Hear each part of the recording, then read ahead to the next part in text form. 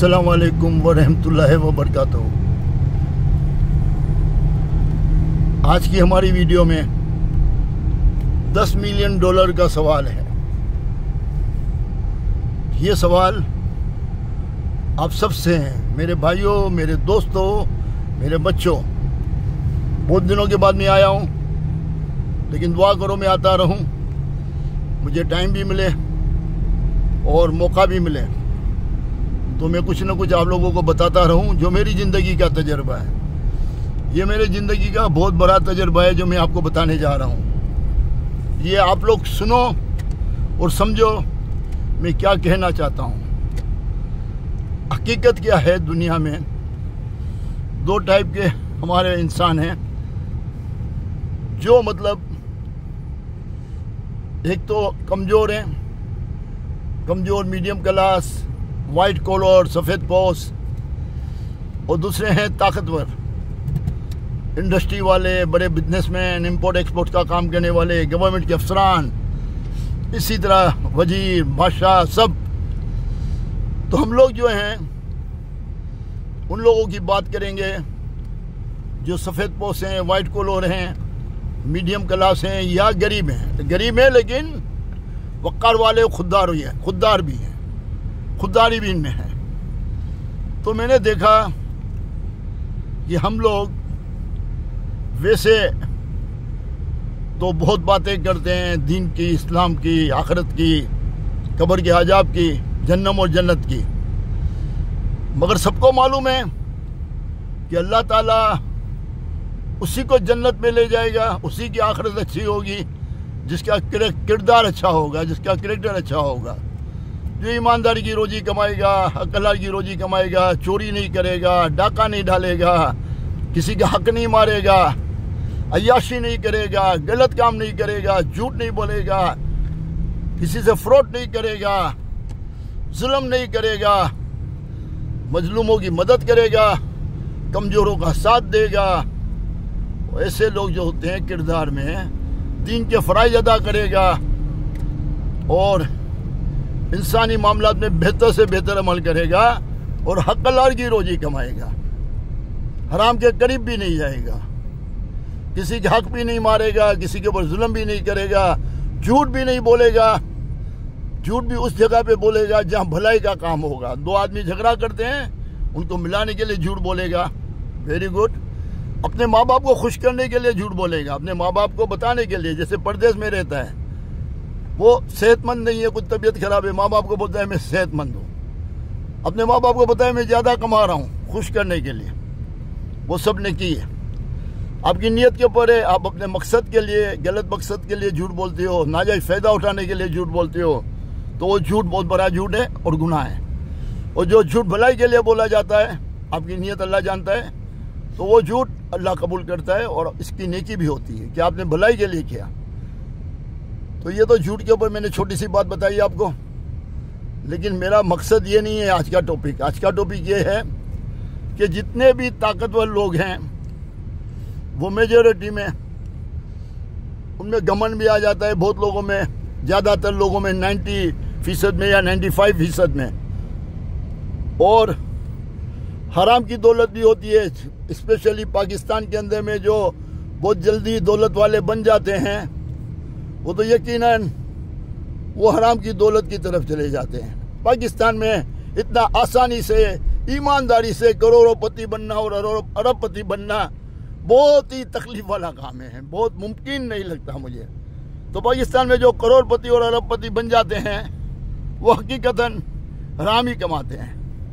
ये मेरा तजर्बा भी है, मैं भी पाकिस्तान में बहुत मेहनत किया, अल्लाह ताला ने मुझे भी काबिलियत दी है, लेकिन मेरी काबिलियत वहाँ पे काम नहीं आई, क्योंकि मैं हराम नहीं कमाना चाहता था, हलाल कमाना चाहता था, तो इसलिए मैं परदेश में आ गया। तो दोस्तों, बात को समझने की कोशिश करो। हम लोग क्या करते हैं पता है, जब कोई भी ताकतवर इंसान होता है तो उसको बहुत इज्जत देते हैं, उसको बहुत इज्जत देते हैं। चाहे आलिम दीन है, मजहबी तंजीम चलाते हैं, उनको कोई अमीर तरीन आदमी चंदा देने के लिए जाता है तो उसकी इतनी ज़्यादा इज्जत करते हैं, सर पे बिठा लेते हैं, क्योंकि वो अमीर आदमी ने इनको चंदा दिया। मैंने अपनी आंखों से देखा है। वो जब उसी वक्त कोई एक आम आदमी, मगर वो दीन के ऊपर पूरा अमल करने वाला, सुन्नत रसूल वाला, चेहरे पे नूर, मगर वो पैसे वाला नहीं है, तो मौलवी हजरत उसको भी इज्जत नहीं देते, सिर्फ पैसे वाले को इज्जत देते हैं, चाहे वो पैसे वाला कितना भी गंदा आदमी हो। बस वो पैसे वाला है ना, वो सब पैसे वाला है ना, वो हमको चंदा दे रहा है ना। तो ये क्या है? यही मौलवी दिन रात सबको समझाते हैं अच्छा किरदार होगा तो आप लोग को आखिरत अच्छी मिलेगी।